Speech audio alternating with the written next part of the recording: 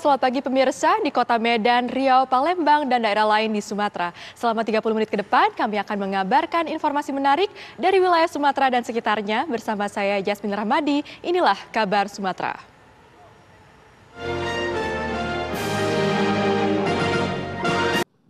Ya kalau Pak Herman kan di dalam CCTV itu ada pilihan delete file nggak atau apa yang kalau mau menghapus tuh? Kalau mau menghapus, saya bisa memformat dari sisi Oh, kan memformat. Jadi pilihannya memformat, jadi nggak ada pilihan delete. Jadi dari sisi kita memformat. Kalau di Jilens. Tapi sebagai catatan, setiap action untuk menghapus dan atau memformat itu pasti ada di lognya. Ada di log. Jadi kalau yang sifatnya merusak dan menghapus, itu kalau kita lihat lognya pasti ada. Jadi katakan saya cuma tadi kan kalau saya lihat kalau sinyal error dan sebagainya itu kan hal yang normal tadi ya. Tapi kan saya tidak melakukan format. Itu kalau misalkan saya format sekarang, itu akan keluar di log. Saya memformat itu kelihatan. Sepanjang itu nggak ada tanda kutip penghapusan dari DVR itu. Gitu. Jadi artinya kalau saya sih sekali lagi berharap itu dari sisi lihat kita tuh percayanya dari sisi log tuh kapan ya katakan saya mengcopy untuk melihat lognya, berarti setelah katakan saya pegang DVR ini, terus saya kasih Bapak, pada saat Bapak untuk melihat log saya, Bapak udah login ke sistem, dan di sistem itu pada saat Bapak login akan ada di log. Berarti setiap tindakan atau intrusi terhadap sistem dalam DVR, maka itu akan dibaca oleh log. Iya, di lognya. Jadi artinya maksud saya sekali lagi, untuk menjadi katakan tahu seperti apa di action di DVR itu kalau bisa keseluruhan log bukan. Tapi harusnya menurut Bapak dalam melihat proses ini maka keseluruhan log harusnya itu dibuka, tidak dipotong ya. Iya, kalau soalnya saya kan dengar tadi ada delete atau format itu segala kan kegiatan yang untuk ini kan menghapus kan. Nah, kegiatan itu pasti ada di log. Jadi saya ya nanti kalau di sini format aja itu langsung kelihatan Anda. Kalau misalkan gini Pak, ini kan ada rentang waktu ya kurang lebih ada 6 jam ya, dimana si DVR tadi itu tidak dilakukan akses oleh misalnya terdakwa yang lain gitu dalam hal ini ya. Apakah itu tidak kalau ada log. Itu akan keluar di log atau enggak? Tidak ada log. Karena log kan action dari sisi DVR ini kalau hidup. misalkan tiba-tiba kok ada di log itu berarti ada yang login. Ada yang login. Ada yang tadi login. Padahal itu DVR-nya tuh nggak dicolokin ke listrik, tapi ada di mobil, tapi di dalam lognya ada tanggal jam segitu. Nggak mungkin. Nggak mungkin ya. Iya, log itu adalah action dari kita tadi kita melakukan apapun. Jadi log itu adalah suatu data harus ada power. Harus ada power. Gimana Raspberry kerja tanpa power kan nggak mungkin dia nyimpen log. Harus ada lognya. Jadi maksud saya sekali lagi gitu. Saya tadi mau menegaskan lagi mengenai unallocated space Pak. Bisa diperjelas gak kemungkinan bagaimana sampai hard disk itu ketika diakses muncul unallocated space? Apa saja kemungkinannya? Tadi sempat disebut satu adalah hard disk itu baru. Apa ada kemungkinan lain Pak selain hard disk itu baru? Ya kalau dari sisi saya lihat sih unallocated space itu bisa juga dari sisi injection malware atau trojan atau virus di dalam hard disk juga bisa. Itu menciptakan unallocated space. Apakah apabila hard disk itu baru diformat, seperti yang tadi Bapak bilang, apakah itu jadi kalau diakses lagi hard disk itu jadi unallocated space? Seharusnya enggak ada ya. Bisa kalau menurut Pak Setiadi, ahli Setiadi? Sama, ya, jadi kalau dia diformat sama dengan disk baru. Sama juga dengan disk baru gitu ya. Nah, oke mungkin dengan kembali ke Pak Herman. Jadi tadi kalau di log file itu kalau baru berarti tentu otomatis log file-nya jadi nggak ada apa-apa, ya kan? Kalau hard disknya itu hard disk lama yang diformat, maka di dalam log file akan ada tulisan format. Iya ada. Okay. Yang sebelumnya itu. Apabila di dalam log file tidak ada tulisan format, apakah berarti bisa dibilang juga file-file itu masih ada di dalam hard disk itu sampai jam log file tertentu? Ya, harusnya ada. Harusnya masih ada. Pertanyaan kedua, apabila dalam log file tersebut masih ada abnormal shutdown, masih ada power on, power off, Ya, berarti ada yang hidupkan matikan. Masih bisa diakses berarti Iya, hard disknya. iya, Dan iya. masih ada memorinya, masih Iya, ada filenya. iya, iya. Baik.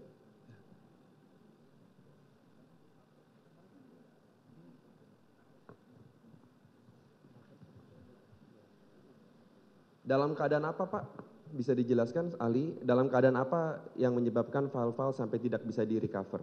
Itu tadi sempat dijelaskan dalam keadaan super ekstrim ya, dibakar atau dimasukin Kalau saya air. sih sedefinisikan ada 6 paling ya. Suhu panas, voltase listrik nggak stabil, output regulator DVR-nya nurun ya, Iya. serangan listrik statis atau petir, Iya, ya, power supply adapter tidak sesuai spesifikasi yang 19 volt DC ya kan. iya. Jadi sama mungkin dari sisi tadi hard disknya kan apa namanya berbeda atau memang rusak gitu. Iya. Artinya kalau log file itu masih power on, power off, ada abnormal shutdown, channel error, berarti udah pasti hard disknya itu bukan terekspos suhu panas, ada yang sengaja siram air, itu udah berarti menurut saya belum nggak berarti hard disk terjadi itu masih apa-apa. aktif dan masih bisa digunakan. Belum, iya. Artinya tadi sekali lagi misalnya kesambar petir nggak ada yang bisa login. Nggak ada yang Nggak bisa mungkin login. ada Ya? terjadi log gitu loh. Kalau lewat web, Iya udah nggak bisa juga kan. walaupun si hard disk itu nggak kecolok, mungkin nggak Kalau dari bisa akses. hard disk dari sisi web untuk yang DVR maksudnya. Untuk kasus itu kalau DVR-nya masih jalan dari sisi DVR bisa. Tapi nggak DVR-nya ada hubungan sama hard disk. kalau DVR yang nggak kecolok listrik, nggak kesambung wifi, nggak ada yang nggak bisa akses. Kayak komputer bapak aja kan nggak mungkin bisa login tanpa Iya. power gitu loh. Tanpa power, baik. Iya.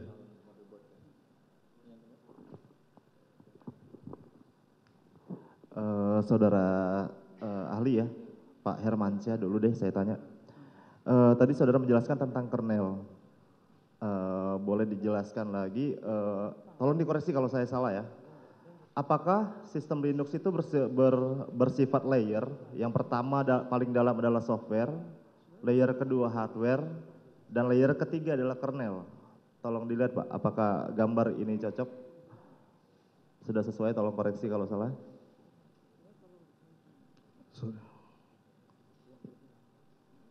Ya, hardware, kernel, shell, application.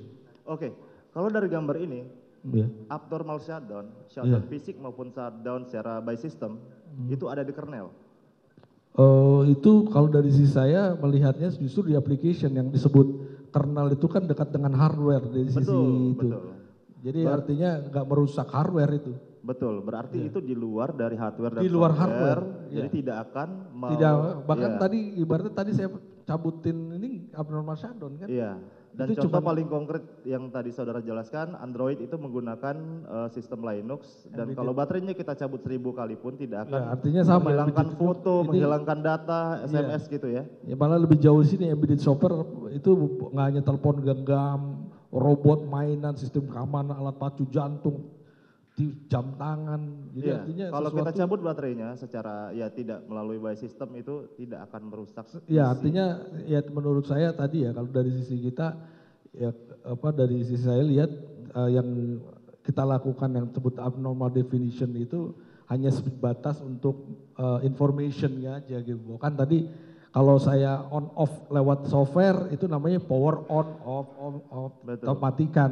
Tapi kalau saya cabut ini tapi sekali lagi itu cuma matikan. Saya juga terus terang kan males nih lihat tombolnya mana ya. Iya. Contoh kalau kita katakanlah orang awam misalnya, lihatnya cabut aja powernya. Toh kekuatan dari DVR ini justru di situ gitu loh. Dan tadi saya bilang definisinya bisa jam tangan yang Android embedded ini ya, atau HP lah. Kita berapa kali matiin hidupin HP. Betul. Ya kan, jadi baterai habis tuh kan seperti power tahu-tahu hilang kan, nggak perlu iya. dimatikan kan. Baterai handphone habis hilang. Oke, satu lagi SATA itu tahan goncangan. Iya. Oke, cukup. Oh, tambah dikit. Izin ya mulia. Untuk saudara ahli Pak Hermansyah, hanya penegasan saja. Jadi abnormal shutdown itu tidak membuat file di dalam DVR itu hilang ya? Tidak benar. Tidak ada hubungannya dengan hilang. Jadi misalnya DVR itu dicabut sampai berapa puluh kali pun tidak akan Ya, hilang. saya sudah seminggu itu yang lalu atau 2 minggu yang lalu lupa sudah beli ditanyakan. DVR ini. Iya. Saya Tadi cuma ahli kan tadi sudah menjawab. Ya kalau seandainya masih menggunakan manusia punya, itu nggak akan hilang itu. Mau dicabut, mau diapakan gitu, itu sama fungsinya dengan power off tadi itu. Ya itu tadi nggak akan hilang lah kalau manusia, kecuali kalau petir kan begitu ya. Ya, yang mulia. Iya, jadi itu sudah terjawab sebenarnya. Ya tapi definisi abnormal shutdown di situ aja. Maksudnya. Oh iya. Terus selain untuk abnormal shutdown itu apakah bisa juga terjadi selain tindakan dari manusia? Maksudnya dari sisi kita melakukan itu enggak harusnya enggak. Oh enggak, Enggak ada. Berarti hanya murni tindakan manusia. Iya. Oke. Pemirsa, kami akan kembali dengan sejumlah kabar menarik lainnya. Tetap bersama kami.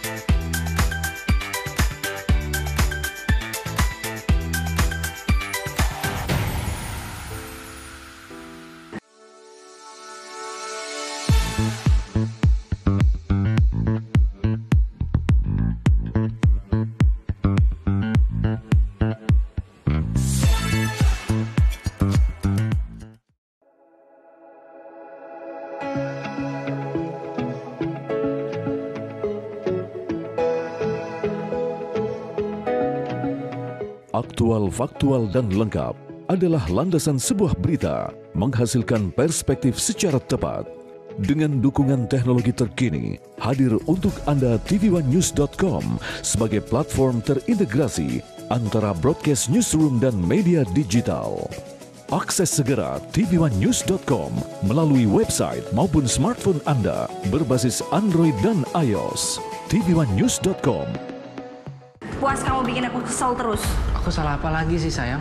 Bukan kamu mas, ini TV-nya nih berbayang terus. Aku udah beliin kamu set top box TV buat nonton siaran TV digital. Aku pasangin ya.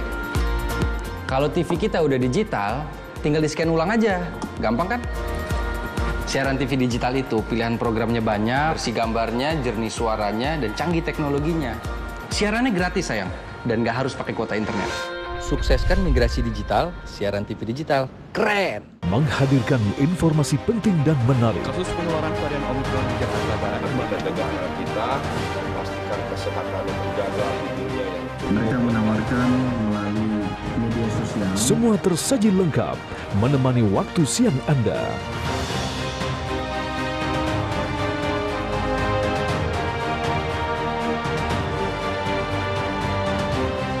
Saksikan Kabar Siang hanya di TV One.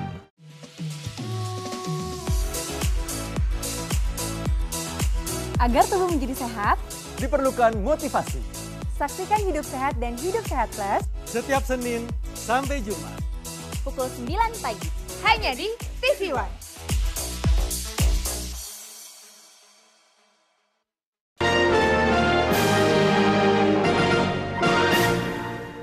Tadi kan dijelaskan oleh Pak Herman juga bahwa DVR ini adalah embedded Linux, yang berarti dia adalah open source. Dan ada beberapa tools recovery yang sebenarnya bisa digunakan gitu. Yang pada waktu sidang sebelumnya saya juga menanyakan hal yang sama kepada ahli, namun dicatakan bahwa dalam proses pemeriksaan yang dilakukan oleh ahli lapor, mereka tidak melakukan digital autopsy. Seberapa penting sebenarnya Pak di dalam kita melakukan pemeriksaan forensik, terutama dalam digital, untuk kita dapat melakukan digital autopsy itu Pak? Baik. Pada dasarnya forensik adalah melakukan rekonstruksi dari peristiwa yang telah terjadi. Jadi kalau kita duga ada sesuatu data yang telah terhapus, maka kita perlu melakukan recovery. Dan tools yang umum dipakai itu yang dinamakan namanya autopsy untuk yang Linux. Itu juga berlaku untuk Windows. Itu bisa melakukan recovery dan itu masih open source, artinya tidak berbayar. Kita bisa melakukan secara free, bisa kita cek dalam disk itu apakah ada bekas-bekas file yang telah dihapus. Nah, kalau itu ketemukan, maka kita bisa merecover file itu sehingga muncul kembali seperti semula. Gitu ya. Selain autopsy, banyak tools lain juga yang juga open source. Ada Linux, ada Foremost, ya, ada berbagai tools yang memang dipakai untuk itu. Nah, itu umum dipakai baik di Windows maupun dalam Linux. Ya. Jadi tools itu masih ada, memang hanya kalau sudah dihapus berkali-kali, katakan ditimpa, itu lebih sulit. Perlu tools yang lebih canggih. Ya. Yang berbayar lebih pintar, bisa mendeteksi jenis-jenis file yang lebih lengkap. Yang gratis ini kita harus lebih capek mencari apa file ini, lalu mencoba merecovernya. Ya, mungkin itu. Jadi gini Pak, kan dalam melakukan pemeriksaan digital forensik juga ada beberapa tahapan yang dilakukan Pak. Ya, itu juga yang kemarin kami tanyakan juga dalam kami menganalisis berita acara Triple 37 gitu. Dan di dalam berita acara Triple 37 itu kami melihat bahwa bagaimana standar yang dimiliki oleh NIST di dalam dia membuat suatu laporan gitu. Dan itu saya tidak melihat secara detail tentang misalnya metode apa yang dipakai, lalu kenapa metode ini. Apakah juga memang dalam kita membuat laporan forensik, misalkan ada metode seperti tadi Bapak sampaikan, bahwa melakukan pemeriksaan atau merecovery menggunakan tools yang autopsi tadi, lalu kemudian itu juga harus disampaikan Pak dalam, apakah memang harus disampaikan juga tentang bagaimana yang dilakukan, lalu itu bagaimana sebenarnya harus buat laporan itu Pak? Ya, oke. Saya lihat kalau dari Triple 37 itu memang ada yang saya rasa kurang. Sebetulnya prosedur untuk forensik digital sama dengan forensik biasa, hanya karena ada barang digitalnya, maka ada perlakuan khusus. Jadi barang-barang yang digital itu sejak diambil dari TKP harusnya dibungkus dengan kantong forensik yang anti magnetik, sehingga kalau ada petir dari jauh pun nggak terganggu. Nah, saya lihat dalam BA 337 itu tidak ada. Itu di dalam rangka pengamanan barang bukti sebelum diperiksa ya Pak? Betul. Begitu Ya. barang bukti itu disampaikan, Ya. maka untuk menjaga keutuhan itu adalah dibungkus dengan alat bungkus khusus. Namanya yang sangkar itu adalah Faraday. anti magnetik. Namanya apa Pak? Iya, sangkar Faraday memang itu ya. Itu dia tahan terhadap gangguan petir dan sebagainya. Setelah itu dia akan dibikin image-nya, di-copy dulu, lalu barang bukti asli ini disimpan. Yang diolah kemudian yang kopinya. Harusnya begitu ya. Nah, yang saya lihat kemarin yang dari BA 37 itu semua barang aslinya masih dipakai terus gitu ya. Dibungkusnya setelah itu malahan, dan dibungkusnya dengan bungkus biasa. Masih kantong plastik dengan label biasa gitu ya. Jadi, apakah ada kemungkinan Pak? Saya melihat kemungkinan ya, kalau misalkan yang aslinya itu digunakan terus dalam pemeriksaan, apakah ada kemungkinan akan ada corrupted terhadap data yang di situ atau bagaimana Pak? Atau ada kemungkinan karena mungkin human error sehingga membuat akhirnya ada gangguan atau apa jadinya corrupted terhadap datanya itu. Ada kemungkinan itu? Betul, memang itu SOP-nya dibuat demikian supaya yang asli tidak berubah. Dan memang lalu ada waktu mengcopy itu pun ada namanya anti block writer untuk mencegah si pengguna itu menulis ke yang aslinya, sehingga yang asli nggak berubah. Kalau udah di-copy mungkin nggak masalah, bisa copy ulang ya. Jadi memang ada prosedurnya tuh spesial untuk mengcopy tadi, membuat image tadi menggunakan block writing itu, sehingga tidak tidak tertulis ke aslinya. Dengan yang tanpa ini pun, tanpa melakukan ini memang ada kemungkinan kita salah operasi sehingga barang bukti tadi bisa terkontaminasi. Itu mungkin memang ya. Jadi itu memang sebaiknya dijaga betul. Kalau gini Pak, ini kan laptop saya Pak. Laptop saya kan di dalamnya nih ada motherboard ya, ada papan yang itu isi macam-macam dalamnya. Termasuk juga hard disk yang terkoneksi dengan motherboard tadi. Mungkin ini bahannya terlalu keras ya Pak kalau ini ya. Kan ada bahan yang lebih ringan misalnya, merek lain gitu, yang lebih ringan sehingga kalau misalkan saya patah-patahin Pak ini laptop saya ini, yang akhirnya berakibat bahwa si motherboard itu terpatah, tetapi tidak merusak atau mematahkan daripada si hard disk.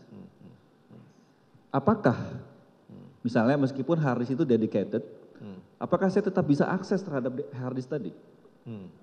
Ya, biasanya kalau memang dia dalam keadaan mati dan kemudian dipatahkan laptopnya, maka hard disknya tidak akan berubah. Hard disknya nggak akan berubah. Ya, dan hard disk itu kan ada case-nya yang lebih kuat daripada luarnya ya, sehingga biasanya dia tahan. Ya. Nah, mengaksesnya memang harus dengan komputer lain. Hard disk itu dikeluarkan dan dibaca dengan komputer lain. Oh, dengan komputer lain. Iya. Nggak harus dengan merek yang sama? Nggak harus. Biasanya hard disk itu sudah menggunakan standar. Jadi apa tadi SATA yang Pak Herman bilang ya, maka sama semua SATA akan berlaku. Jadi itu bisa dibaca dengan komputer lain yang mengakui standar yang sama. Jadi kalau misalkan gini Pak, kalau misalkan saya sebagai pemeriksa dalam melakukan forensik, lalu saya lihat ini laptop ini udah dipatah-patahin nih motherboardnya, lalu di situ ada hard disknya. Lalu, wah ini sudah nggak bisa diakses nih. Nggak ada upaya untuk periksa itu? Salah, nggak boleh itu. Jadi semua... Harusnya bagaimana Pak? Harusnya ketika mendapati barang seperti itu? Iya, sampai TKP kita lihat on atau off komputernya, kalau off ini dilakukan, on dilakukan. Kalau ini dilakukan off, kita hard disk itu langsung kita ambil, langsung kita buat image-nya dulu. Apapun disknya kita buat image-nya, lalu hard disknya kita simpan dalam kantong tadi. Kita akan menganalisa image-nya. Ya, image itu bukan copy file, tapi copy seluruh hard disknya. Jadi kita akan lihat semua byte-byte itu kan nampak semua di situ. Gitu. Hal yang sama juga perlakuan kita terhadap flash disk ya Pak? Begitu juga? Iya, ya. Flash disk pun kita dapat dari mana, langsung kita sita, ya, langsung kita image, ini disimpan aslinya. Aslinya disimpan? Aslinya. Dengan dinamai ya, ini dari mana, siapa yang menyita. Lalu dibuat satu perlakuan pembungkusan yang sama juga yang tadi pakai anti magnetik yang Bapak sebutkan ya. Sambil menjaga chain of custody-nya. Rangkaian siapa yang memegang itu. Rangkaian yang memegang itu siapa, lalu dibuat rangkaian itu siapa yang melakukan. Pemirsa, kami akan hadir dengan sejumlah kabar lainnya usai jeda.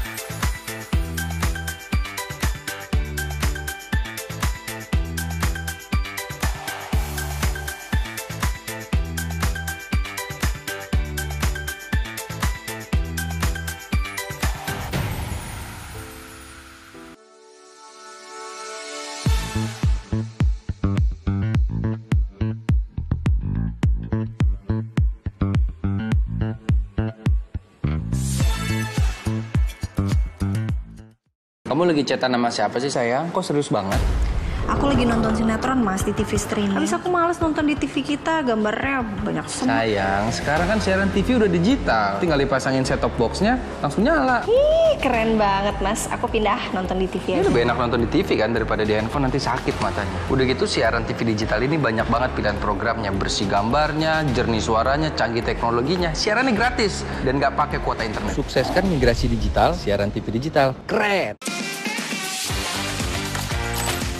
tv1news.com, portal web terintegrasi, aktual, cepat dan lengkap, menyajikan berbagai informasi dengan inovasi digital terkini, berbagai kanal unggulan untuk Anda kunjungi, news, daerah, lifestyle, religi, dan kanal khusus G20. tv1news.com, aktual, cepat dan lengkap, layanan konten digital terbaik untuk Anda.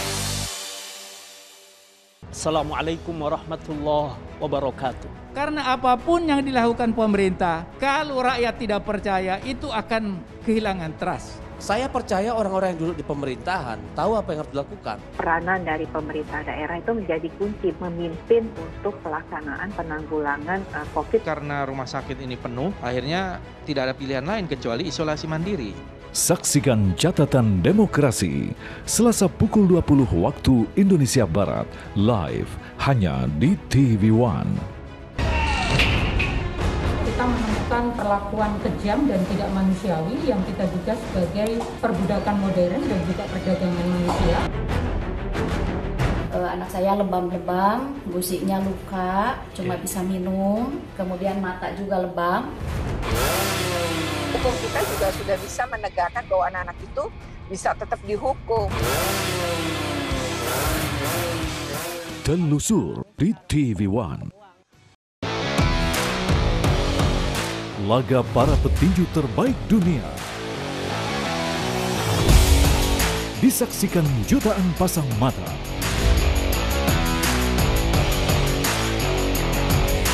Menyajikan kelas pertandingan yang berbeda.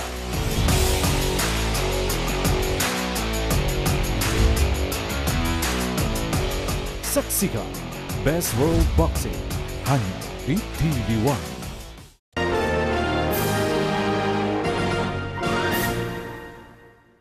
Pemirsa, pizza yang sejatinya adalah kuliner khas Italia dimodifikasi menjadi santapan dengan citra rasa khas Batak. Inilah inovasi bisnis yang coba dijalankan sebuah restoran di Balige, Sumatera Utara. Restoran ini bahkan mengadopsi nama bumbu dapur khas tanah Batak, Andaliman. Bila selama ini Anda mengenal pizza dengan topping daging, ayam, ataupun jamur, maka pizza yang satu ini menggunakan bahan dasar yang unik atau berbeda, yaitu pizza Andaliman. Nah, pizza ini hanya bisa Anda jumpai di kota Balige, Sumatera Utara. Seperti apa keunikan ataupun cita rasa khas dari pizza Andaliman ini? Saya akan mengajak Anda ke dapur pizza Andaliman.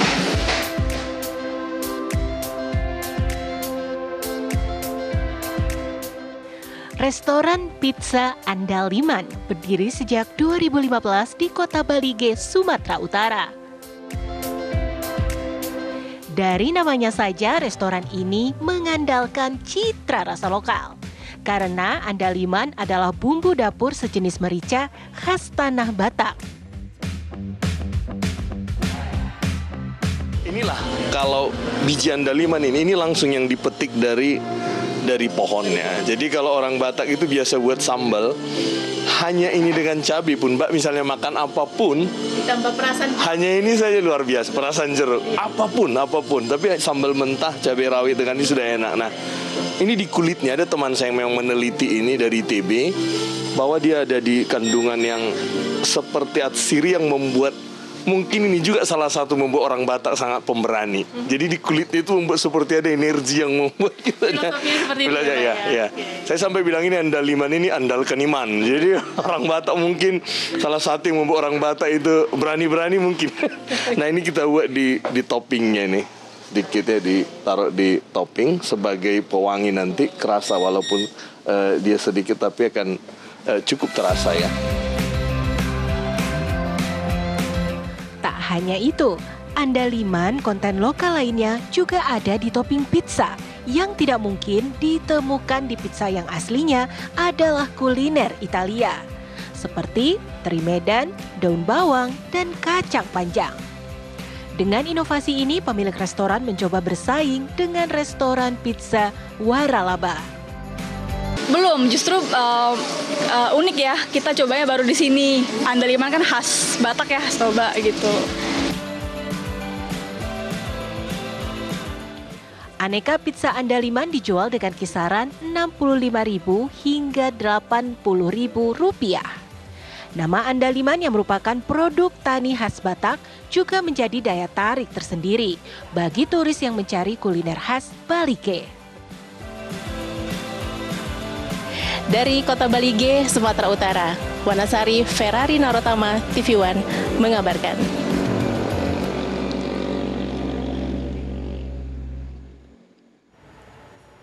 Demikian kabar Sumatera hari ini pemirsa, saya Jasmine Rahmadi, mewakili kru yang bertugas, pamit undur diri, terima kasih dan sampai jumpa.